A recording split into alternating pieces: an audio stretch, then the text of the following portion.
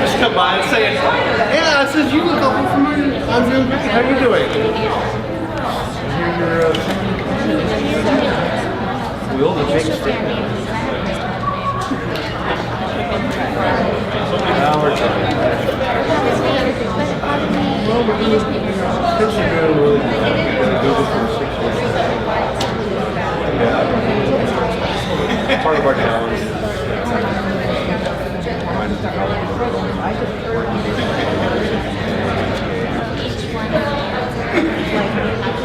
Really need to prepare, I think, John.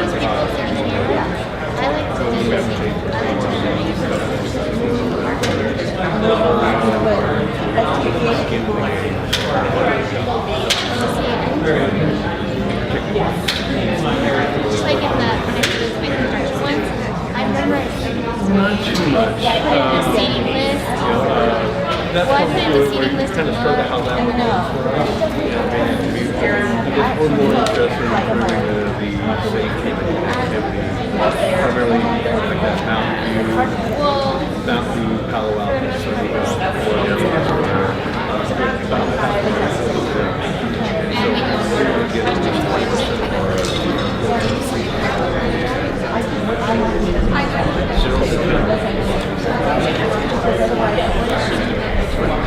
so we're inside that program, bought a fleet of bikes. Somebody, one guy we got 10. My CEO said 50 more just to try it out. So we're going to have about 60 in a couple of months. Trying to see if that would be a game changer for somebody to ride the bike. Yeah, it's just like a laptop issue. When they leave the Google down, it's safety connectivity. Our CFO, he's an avid everyone's waiting. He asked let's grab about 1,000 people, and we would just doing it up as well. Like maybe say 1,000 people are jumping money in there. So I kind of turned on the case light and said that could be for people getting their bikes.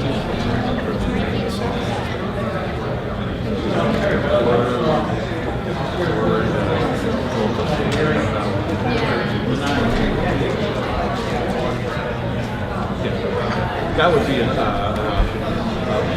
Yeah, we don't have a lot of people that do it.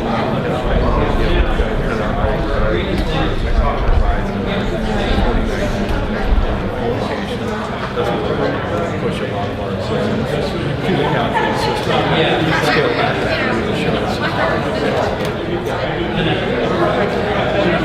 Well, I made a little speech, but I was talking to Terry, and I made this a written comment that I can finish it. So,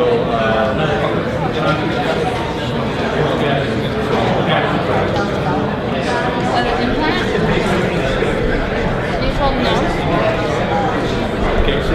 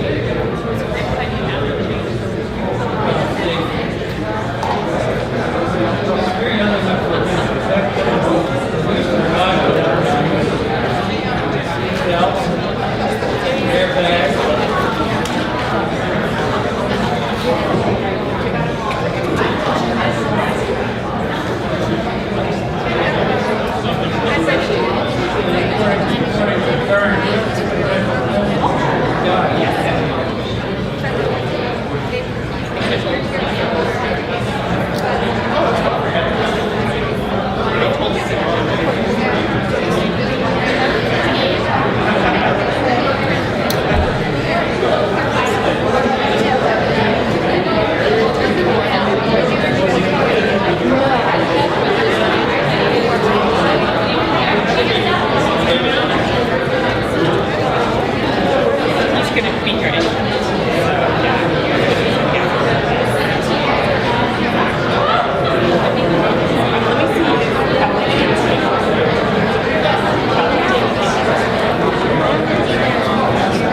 maybe, yeah. Here we go. Only thing since June 6th, the news DTA meeting. I'm looking.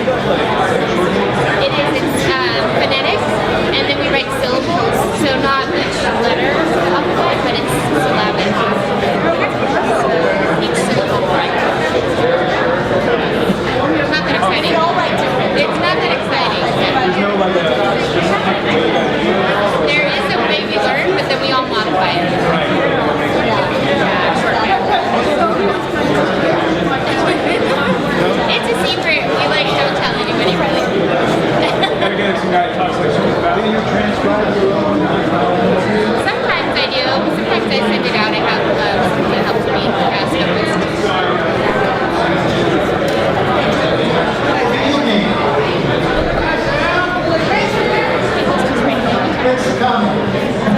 Good evening. It's wonderful to see so many familiar faces and some not so familiar faces. And some of you came a long way to be here. I'm just curious, if you drove more than 30 minutes from wherever you came from at work or home to get here, could you raise your hand? I'm just curious. Thank you for your sacrifice and coming all this way. I know many of you are residents of St. Clair County or in San Jose. Some of you are not. Thank you for joining us. We're, of course, embarking on an effort to see how cities and towns throughout the Bay Area can start to collaborate together. Because for many of you who sat in traffic for more than 30 minutes, you probably know something about how it is we got to be a Bay Area where lots of people sit in traffic for a whole lot more than 30 minutes. And it has something to do with the fact that land use and transportation weren't always planned together in a way in which cities and towns were talking to one another. And so now we're actually doing that. We're communicating with one another. I'm pleased to be here with my colleague, Bernie Bryant, who is a council member in the city of Mountain View and former mayor, and a member of the executive board of the Association of Bay Area Governments. I'm also a member of that board, as well as a commissioner with the Metropolitan Transportation Commission. And I also am an elected city council member here at Red City downtown San Jose. We're thrilled that you're here because we know that you are passionate about the future of our region, and that is why you are here. We want to make sure you are heard. We are going to make sure you are heard in a few ways. First of all, although we are only 2 members of these boards, all the members of the boards are going to be provided with your public comments. We have a certified court reporter here who's going to be taking transcript. I know that much of this is being recorded as well. My understanding is summaries of comments are going to be provided to all the commission and board members as we make decisions about our future through Planned Bay Area. And I think we all know, as we are all elected officials from different cities and towns throughout the region, that this is going to have to be a plan that reflects the great diversity of our region, the fact that not all towns and cities are alike, and a lot of folks like the way their city and town is. And that's a good thing. And we want to preserve what is great about our region, but we also want to plan for what we know will be a continued growth in this region. Because I can tell you in the city of San Jose, where I'm from, we can build all the walls we want, and we're going to keep growing. We're going to have approximately 400,000 people over the next quarter century. And most of those folks are going to be children and grandchildren of people who are already here. And the question is, how are we going to plan for that growth? Are we going to plan for it at all? And we've seen over the last century, what a lack of planning does with growth and sprawl and the challenges that presents. So obviously we've got a lot of work to do, and I want to get right to public comment. But before we do, I'd like to ask my colleague Ronit to say a few words. I should tell you all that we have a lot of folks who want to make comment, and please fill out a blue card. And blue cards are being passed around now as we speak. Please fill one out, and we will take them. We're going to ask, because we have so many people who like to speak, and we know many of you have families to get home to, we're going to ask everyone to limit their comments to 2 minutes, so that way we can make sure that everyone is heard. With no further ado, I'd like to introduce my colleague. Thank you, Sam, and thank you all for coming here. I'm from Mountain View, where we are working very hard to both stay as we are and manage change. And we have companies like Google and Microsoft and Intuit in Mountain View, so change is knocking on our door all the time. But we have neighborhoods that we love. We have our shoreline park, which we love, and we're trying to figure out how to preserve what we love and yet have some growth that we control. And that's a really exciting thing. Gets people riled up, gets people very excited. But it's a challenge that we're all facing. And we've been working on this Planned Bay Area for quite some time now, with input from the counties, from the cities, from the residents. The point to remember is that this is a work in progress.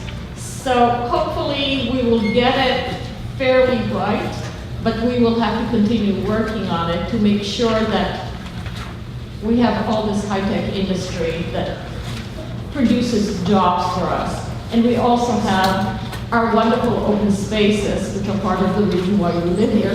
And figuring out how to have all of that is our challenge. let's see, that's what this Plan B area is trying to do, to give us all options to live in different ways. Some of us like one way of living, some of us like another. Let's see if we can figure out how we can all do this together. The comments that we hear tonight, it's a small table. There is, at the ABAC Executive Board at NBC, there's a lot of us, not everyone could make it tonight. All the comments that we hear tonight will be shared with the NBC and ABAC boards. We will be listening to your comments. This isn't going to be a conversation, unfortunately, because there's so many of us. This is going to be listening to the comments that you make. The draft plan itself is available online at the website onebayarea.org, and the public comment period closes on Thursday, May 16th at 4 p.m. With that, let's listen to your comments. I would like to instruct our court reporter that the public hearing is underway and ask our first speaker to begin, and Sam will read out the name. Thank you. And what I'll do is I'll ask several people to approach, and if the first person whose name is called could start speaking, the other two can get near the microphone. We know that it's a large room, probably eliminate a lot of pausing and waiting if everybody's able to come up together. So first that's Alex Chen, followed by, and forgive me, I'm going to mispronounce your name because I'm not sure I can read the spelling. It looks like Pedrais Amathuna. So forgive me if I mispronounced that, and I'll certainly have. Followed by Willie Solis.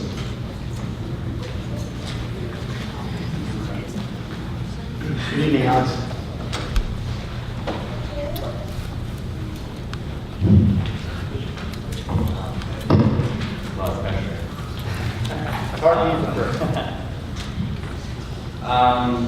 I just want to start off by saying that I think for people like me and other people my age, affordability is very important. And one of the huge expenses in my life is my car, which is old and raggedy, guzzles up gas, any gas that I put in it, really expensive to maintain despite the poor quality. And so for that reason, I would love to see a more robust transportation, public transit infrastructure in the Bay Area, not just in Santa Clara County. That would be a huge load off my wallet. And I think the biggest deterrent for people who don't like taking public transit is that it's inconvenient. And I think the answer to that would be to really make an honest effort to invest in public transit infrastructure. And yeah, it's not simply just telling people about drive less. What am I going to do instead? You have to take kind of a holistic approach. And so the other kind of aspect of affordability is rent. As someone who's just kind of starting out their career, and as a lazy person too, I would like to be able to find an affordable place to live where I can hop on the bus really easily and get to work. The saddest day every month is when I have to hand over a check to my landlord. So I'd like that day to be a little less sad. It's always going to be sad. I think Plan B is a step in the right direction. I look forward to seeing a better, more interconnected Bay Area, Santa Clara County, San Jose, what have you. I would like to sell my piece of scrap car to some poor high school student, and maybe get an extra 10 minutes of shut-eye on the bus on my way to work. Thanks. The reading you made here is the 2-minute bell, so we're just in time. Welcome, Chris. Hi there. My name is Patrick. So I'm a resident of France. Forgive me, guys, so much. No worries. So I'm against the plan. I'm actually for, the goals of SB 275, which is the reduction of greenhouse gases. I can't hear you. Okay, so I'm against the plan. Okay, I'm for the goals of SB 275, which is the reduction of greenhouse gases. I'm against this plan for a number of reasons. One, I don't understand how I guess affordable housing, et cetera, ties in with greenhouse gases. Okay, I would say that if you want to reduce greenhouse gases, hike the price of gas. It's a much simpler way of doing it rather than the social engineering experiment that we're doing at the moment. Another thing too is this plan for the Bay Area is not based on realistic projections for population growth within the Bay Area. For instance, the RENA 2007 growth projections that you guys signed off on in the bag had growth projections of 10%. The census came out at 5%. All right, so that was a significant over-allocation of resources. Now, once more, we are allocating 10% for the growth of the Bay Area in the next RENA allocation, which is 2014. And we see that 10% growth going on. However, if you look at the Bay Area Census.gov figures, you will see that the growth in the population of the Bay Area is actually increasing percentage-wise year on year. And in fact, 1950 saw one of the largest increases in the population of the Bay Area, 1 million. Last year was, 0.4, 400,000. Right, so it's half what it was in 1950. And with these projections, we're projecting that 700,000 people are going to be coming into the Bay Area, year after year, and that's actually going to be increasing by 40% growth. We'll actually hit something like almost 1 million in 2040, and that again is just like unrealistic. Another part is, I think these type of applications and social engineering is going to destroy the one thing that attracts people to the Bay Area, which is a lot of nature, a very nice lifestyle, and it's going to destroy a lot of the downtowns. I live in Los Gatos, I'm sorry. Oh, yeah, it's good. The other guy got more time too. No, that hits. Okay. And then finally, community outreach. Community outreach, sir, thank you. I'm sorry. 60% of businesses have not even heard of this. Followed by Rich Hedges and Susan Stewart. Good evening, ladies and gentlemen. I'm Louis Solis and I live in Fremont. I'm also a police representative for Smart Level 104, which represents over 9,000 Shimano workers in Northern California. Our members perhaps are a greater state than most of the final version of the One Bay Area plan. Both the quality of the communities they live in and their capacity to earn a decent living is at stake. At our annual Campaign for Jobs conference, over 250 of our members adopted a set of principles we call the Livable Community Initiative. We are the first building trades union in the nation to do so. Much of the One Bay Area plan supports this initiative. For example, protecting our open space as it does pushes construction towards infill development, providing us work and reducing greenhouse gas emissions. Having houses placed along transit corridors and having lots of choices for transit will help our members' family get to where they need to go and make transit less costly. We are concerned that not enough is being done to provide housing that is affordable to our members. A union Shimano worker building the thousands of housing units envisioned by this plan make less than $40,000 a year, not enough to pay the $2,800 for a 2-bedroom apartment that is the going rate in many cities. We are very concerned that the plan Bay Area is completely cited on the thousands of construction jobs that will result from building on this plan. Here's why we're concerned.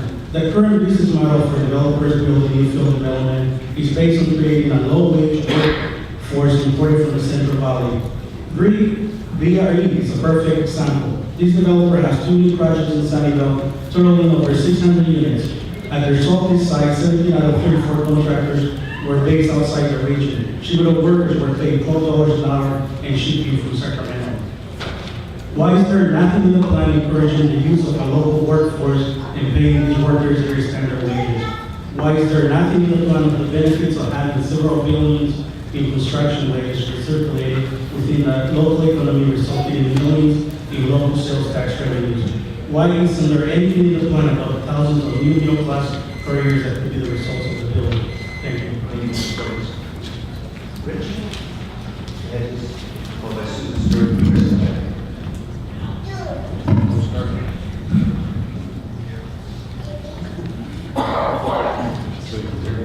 Can you hear me? Yes. Okay. Rich Hedges, I'm very much in favor of this plan. There's a couple of deficiencies I want to talk to you about that I would like to see clarified. I really thank you for doing this. A great man told me when you hired me 4 years ago, a plan usually helps you succeed, so if I can succeed, and I think you've done that. I would like to say that my union is a block from here. When you pass it, you'll see it's 13 stories. We were the first building in redevelopment. And we have 12 stories of below market rate housing for retirees, not just our members, but everybody. And I see many of the people in here are very much like me. They've probably got a home that's paid for. I've had a home for 40 years. I fixed my costs. The first man that spoke was young. We need to keep people like that in the region, right? And they're having a really hard time staying housed. We need their transit. We need their housing. I want to talk to you about some of the things in the plan we need to fix. Has to be more below market rate housing. I'm not saying low income housing, below market rate housing. Big difference. And I'm also very concerned about no comments about prevailing wage. We do not need people coming in here and taking all of the value that we're adding to this area out of construction and taking it somewhere else. We need to make sure our local workforce, both union and non-union, are able to be employed in these projects. So I would close with just saying that keep it up. I hope that we'll make sure that our young people can stay here. Our members are young, for the most part. Most of them are working now, so they can't be here, but they would tell you they're sick of driving for an hour for $25,000 a year, even though they have good health care and pension. It still doesn't pay the bills or pay for housing. And it's about all they can take. They have very little time for their families. So let's get this plan off and rolling. I wish there were more requirements. That's another thing that I see that's probably an efficiency. We need to make more requirements in the plan for cities. Thank you, sir. Susan Steeler. I'm Susan Stewart of the County Public Health Department and regional member of the Bay Area Regional Health and Equity Center. We'd like to commend the regional planning bodies and the participating stakeholders for this innovative effort. The draft plan is an enormous step towards sustainability as it prioritizes inclusive transportation and focuses on the location of housing and transit, the reduction of premature deaths from particulate matter, the preservation of ag lands and open spaces, and investment in local projects that support focused growth in the One Bay Area grants. However, a major concern with the draft plan is the displacement of vulnerable communities that would result in the dramatic increases in cost of housing and transportation predicted in the draft plan. The plan expects lower-income families to spend nearly three-quarters of their income on housing and transportation, leaving very little for food, clothing, and education. This is both a financial burden for individual families, as people are saying, and a threat to the viability of the local economy. It also means that a large percentage of the population will continue to spend long hours in commutes to work, making it difficult for them to spend time with their families and their communities, and difficult for them to get physical activity, which is so important in prevention of chronic disease. One of the concerns is the expected rate of injury and fatality collisions in the communities that will experience the greatest growth, and they need to invest more heavily in projects that calm traffic and make roads safe for all users. Going forward, we ask that we continue to partner with public health and refine methods for measuring impacts on health. One example is the integrated transport and health impact modeling tool that was developed for the MTC staff. This research determined that for every 1% increase in active transit, commuting the region could expect a roughly 1% decrease in mortality.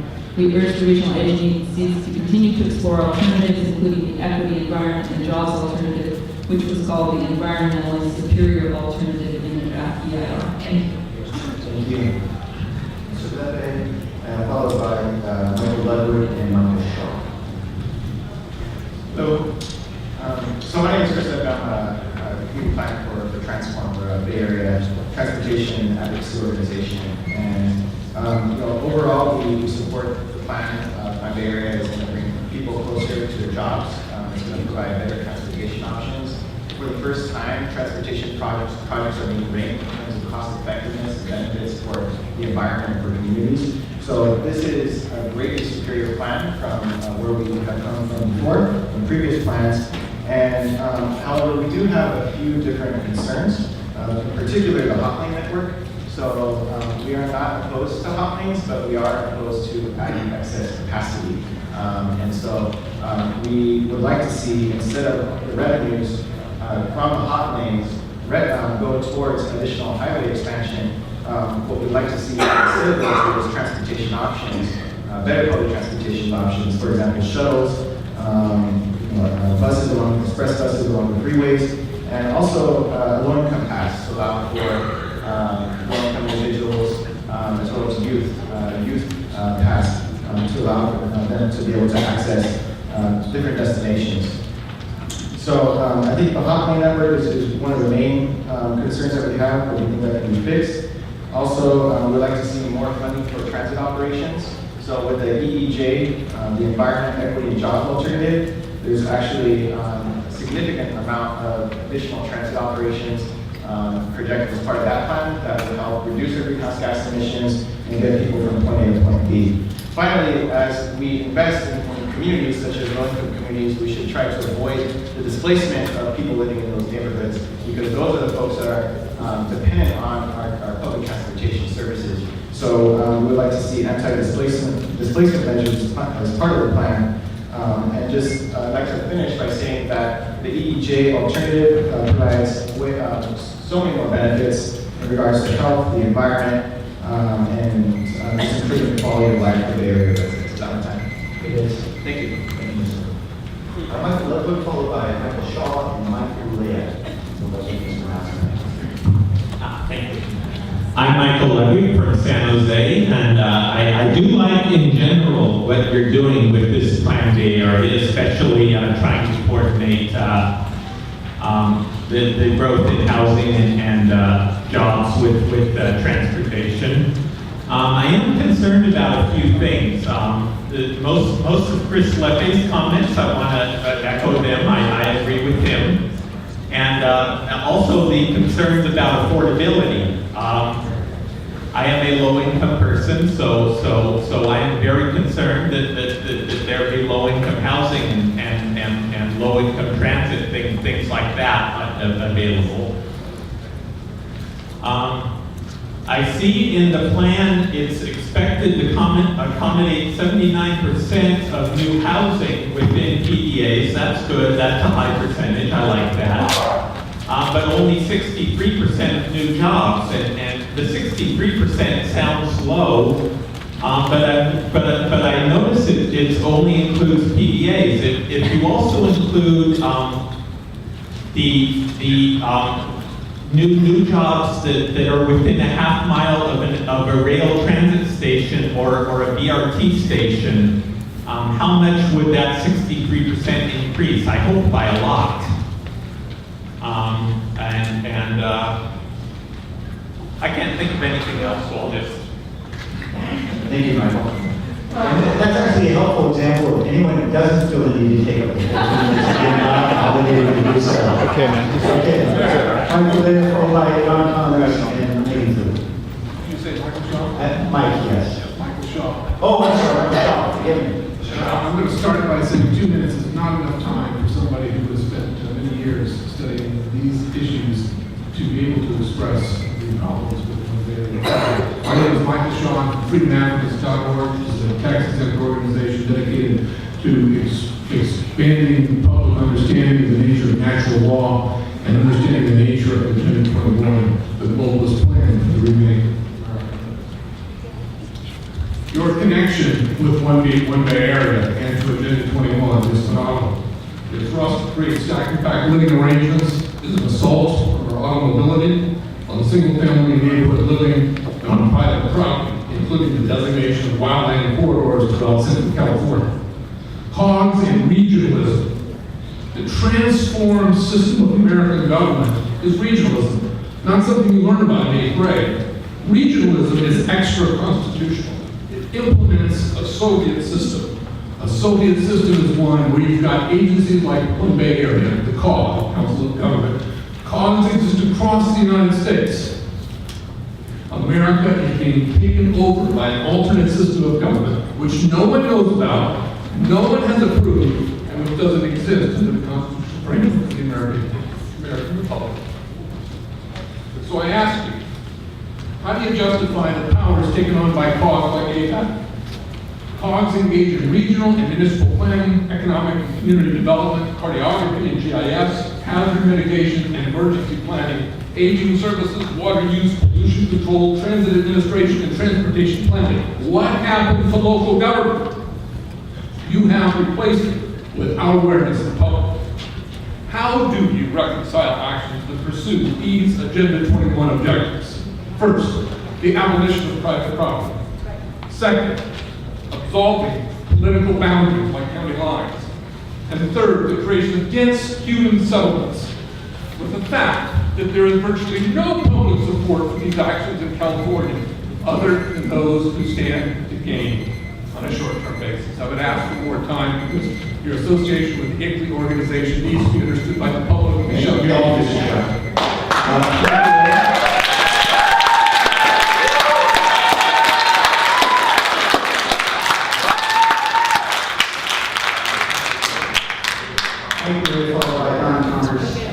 Thank you. So, first of all, 2 minutes is unacceptable. I mean, why don't we make 30 seconds? You really don't get to hear from us.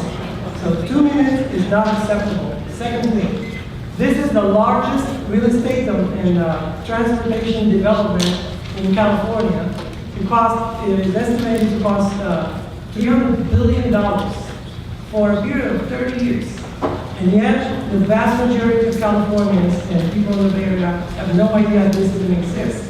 You're not advertising in the newspapers. You're not advertising on TV. So these things, you're actually flying this thing under the radar, yet it's much larger than the speed trade that was supposed to cost $40 billion. $40 billion, $300 billion, and no one has heard about it. So my first request is to advertise, make sure you advertise this and don't make any decisions until you do not make sure that the population is fully aware of it. And the best way and the necessary way of doing such a large project is to put it up for a vote. Yes. Referendum. Second, there are alternatives than the public transit. These things are not flexible, they're written in stone, you can't change them. The nature of life, everything is changing. So I know everybody wants cheaper things. We want cheaper rent, I want a cheaper car. The thing is, people don't understand that the more government spend, the more taxation, inflation, and borrowing. That is why I put that $16 trillion poster in there. Right now it's $150,000 per taxpayer. In 4 short years, the third largest item on the federal budget is going to be $1 trillion, just the interest rate on the national debt. So the money collected from income taxes is not going to actually result in the government services. It's just going to go to pay for the interest without touching the principal. It's stupid to spend so much money and spend this money on the interest and then destroy the business environment, make it financially toxic to the point where they can no longer keep their doors open, they have to outsource, they have to do all these things that result in the loss of jobs. Please remember that. Thank you, sir. And make sure you tell them your vote.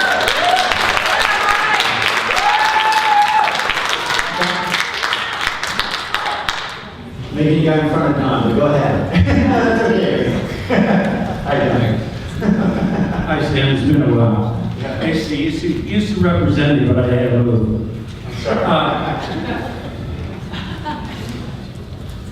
I've seen and participated in a lot of changes over my 72 years.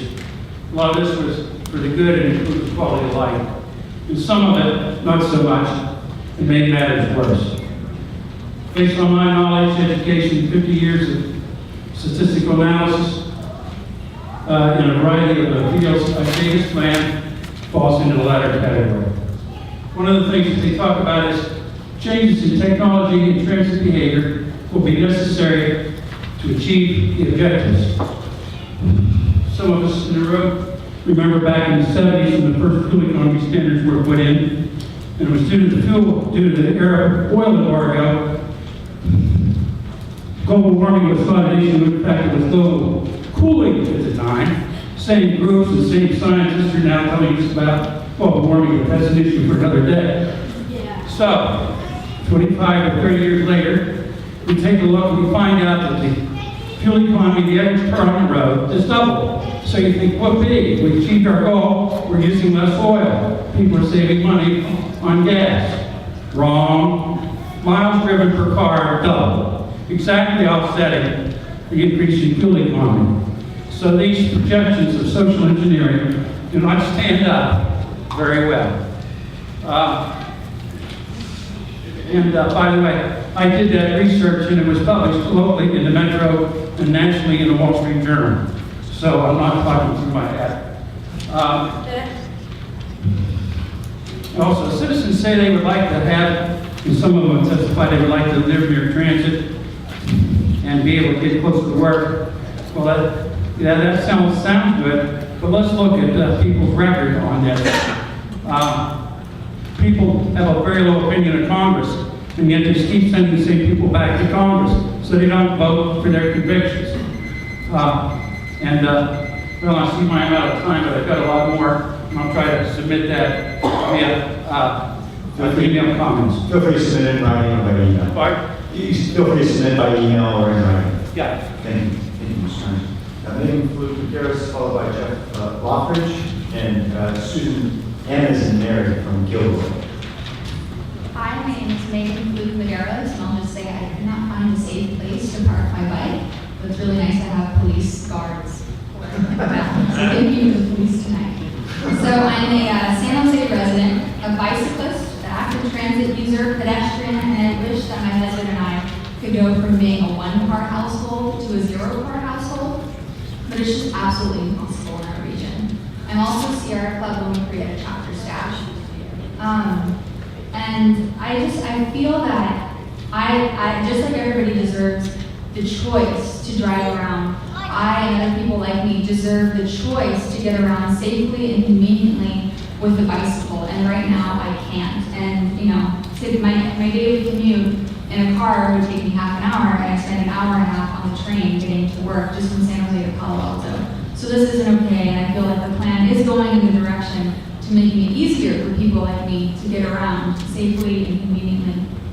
While I work at the Sierra Club Women Create a chapter, and I fully support our comments and recommendations in our letter that you should have already received or you will receive soon, I'm here to speak in support of the general direction of the planned area process and for long-term planning in general to address the structural changes we are facing globally and locally. Furthermore, I want to voice my support for a final plan which answers the following important questions that we are not addressing today. 1. How can we plan our cities to better meet the needs and preferences of an aging population? 2. How can we meet the growing demand from young adults for walkable urban neighborhoods? 3. How can we utilize planning to address the public health crisis in our cities? 4. How can we plan our cities to ensure that our local businesses will be able to attract the workers that they need at all income levels? 5. How can we address the climate crisis and reduce greenhouse gas emissions as we change and grow?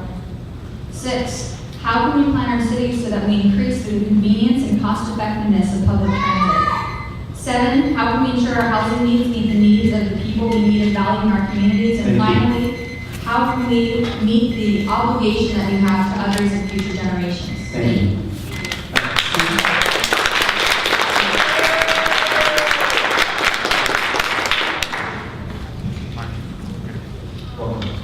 Yeah, hi, my name is Jeff Lockridge, and I want to say I don't support this plan, not even in the slightest, because I think that it's a program that you didn't ask for.